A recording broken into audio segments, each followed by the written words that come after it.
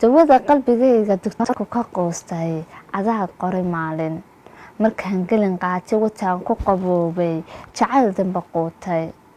xasuusaha qaadhi dareenka qabyoobay adaa dhayay qoonta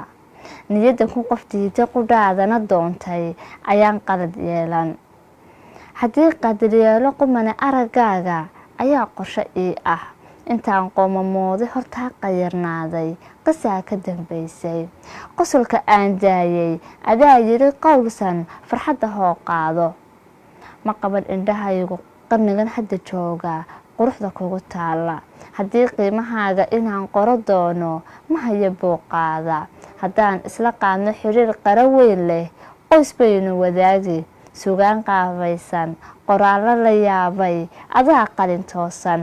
kitaabka qur-aanka adaa wada qaybay diintana haya qaali qabiil ma taqaanid qabweynaha sheegin qurunku kaa reeban